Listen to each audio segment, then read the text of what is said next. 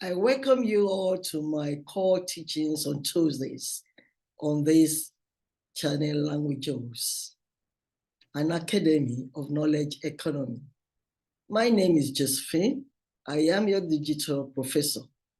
We all know that it's getting colder and colder as we move towards winter. Well, where I live is chilly, but we thank God.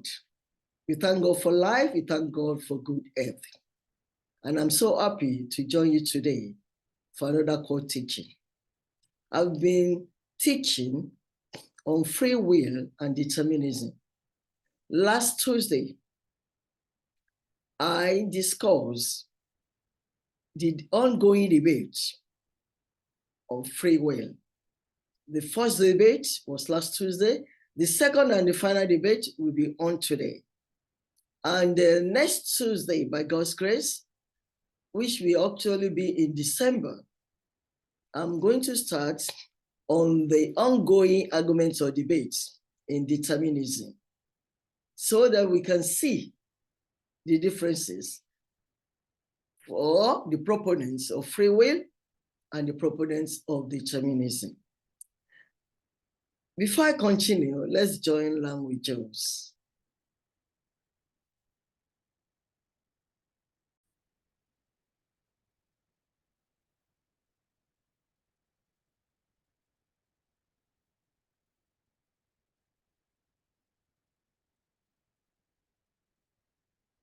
I want to thank every one of you who have taken your time to view my videos, and most especially my 1.58 subscribers. May God bless you all. And for those who are going to be new subscribers or who are viewing me for the first time, I'd like you to share my videos and I'd like you to turn on your notification so that anytime I release new videos, you will be notified. And if you're interested, you could subscribe. If you don't subscribe, just join me and view this video. I appreciate you all. Every Tuesday, I teach a core course in my area of specialization, which is philosophy of religion and theology. And on Fridays, I discuss germane issues, contemporary issues that are very beneficial to our existence, to our life, and we learn from it. So today's Tuesday for one of my core teachings, and this time around, I'll be teaching on free will and determinism. I started with determinism. I'm now on free will, almost ending everything about free will. Last week, I started an argument between two opponents in free will, and I'm ending the argument today. By next Tuesday, like I said, I'm going to start the kind of same argument that we have in determinism, and that will be in December 2022. And you know, if you're familiar with this, my channel, I love what I call bullet points. I drew it to PowerPoint presentation because really we have different cultural diction and pronunciation. And I really want people to understand what I teach. By putting them on PowerPoint presentation, you might follow me. And if I pronounce certain words that are unfamiliar with your own pronunciation or diction, you can see clearly what I'm trying to say from the board. And that's why I love to share my PowerPoint presentation. So just join me now as I share my PowerPoint presentation. You can see, is the second debate, and it's going to be the last debate between Dennett and Van Inwagen. Nevertheless, continue from where I stopped last Tuesday.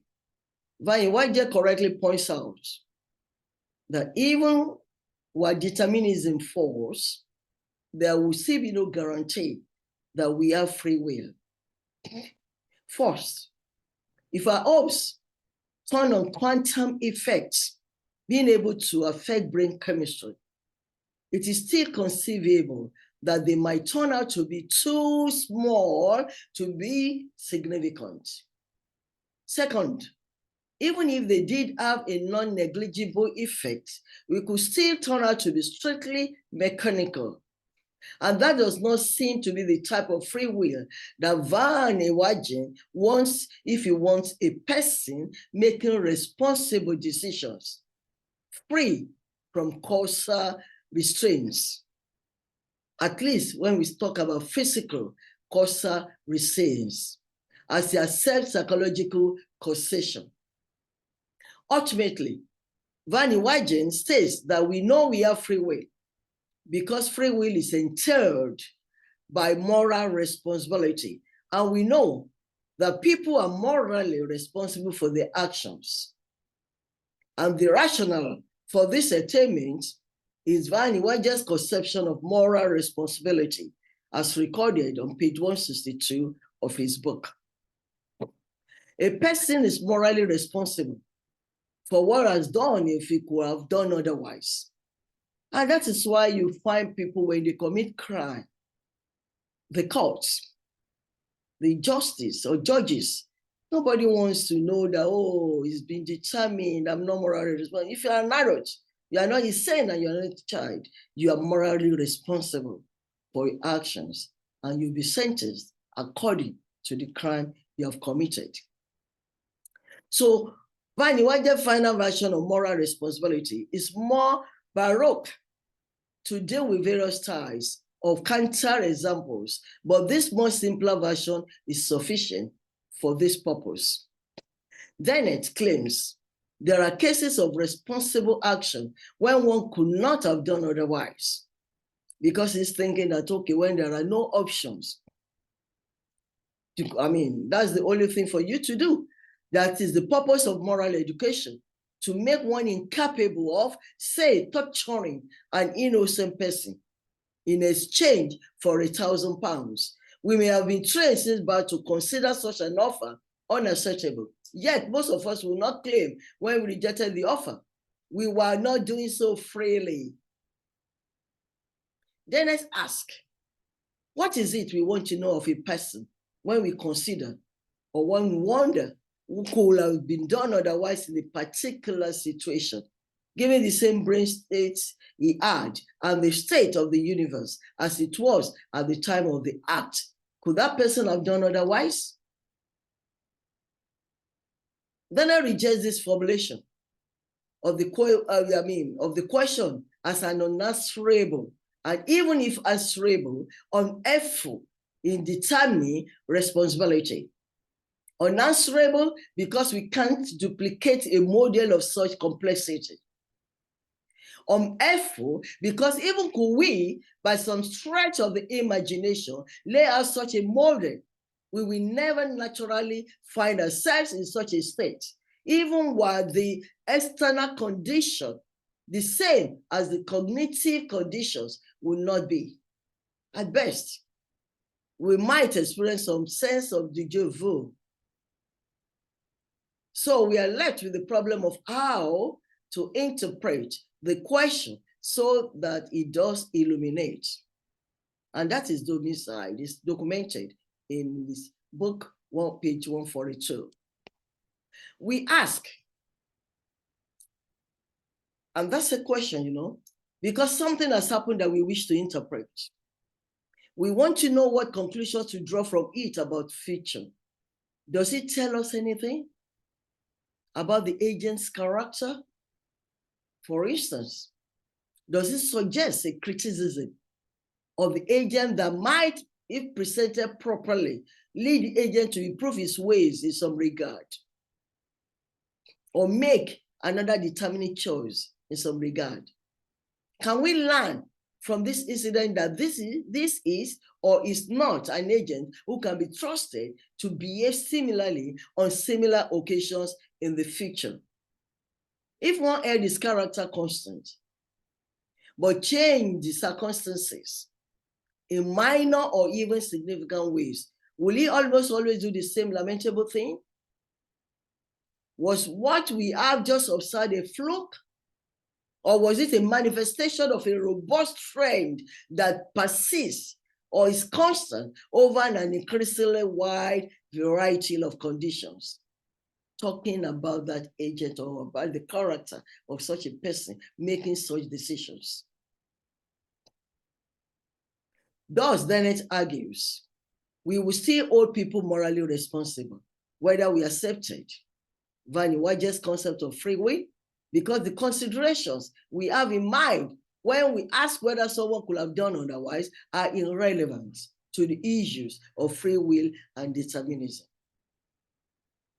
I doubt Van Inwagen will be satisfied with Dennett's approach, despite its ingenuity.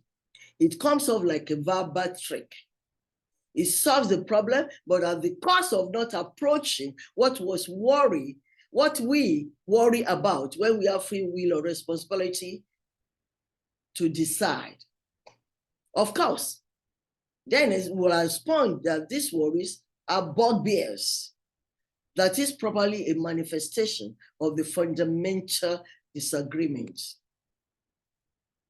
Resolving these disagreements will help resolve the issue between them about free will. But I have doubts about whether any such resolution is possible. Their disagreement is based on a fundamental judgment. Each has made about how philosophy should respond to the other disciplines. The compatibilists can tell an exciting story, though we might not care so much for their conclusions. Without some workable story, so far as I can tell, Van Inwagen is tacitly accepting Cartesian egos as the source of our free will. He's well aware of this shortcoming, but is not overtly bothered by it. And I think falling back on the Cartesian model and trying to operate outside empirical science is not a sacrifice worth making. Dennett's recommendations are worth taking seriously, despite his apparent lack of awareness of the sacrifice he makes in abandoning an ordinary concept of free will. And I think this is a sacrifice worth making. Well, let's look at Mark Nordquist in 1991, the original contribution to the debate by Professor Anthony Flew is as follows. O thou, who didst weep it fall and with Jim beside the road I was to wander in, thou will not with predestination round and mesh me and impute my fall to sin. Rubaiyat of Omar Khayyam. If it is possible, even in theory, to predict all that will happen in the future, does this mean that we are not free? Could we look at a child and by considering all the forces and influences, we already knew what that child will act upon over years? Can you predetermine what that child will do in future? Predict accurately that the child will grow up to be a serial killer, or that child predict accurately that that child will be a president. And if in principle we could, does this mean that the serial killer to be is not responsible for his actions? Let's ponder on this. I'm giving it as Dennett and Van Inwagen in the arguments I've given it. Not my personal opinion here, because I have my own personal opinion, which I subscribe to. And maybe at the end of determinism, which is going to start from next Tuesday, I will come out to let you know my personal opinion generally about free will and determinism. I want to thank you who have joined me today. And if there are any comments, please description link. You will see my Language Joe's Gmail, which you can send your comments to, and you can contact me with. I want to appreciate you for listening. Please, if you haven't subscribed, you can subscribe. Just click the subscribe button below and turn on your notification to receive notification once a new video is released. Have a very wonderful week. I appreciate you all. And don't forget, my name is Josephine. I am your digital professor.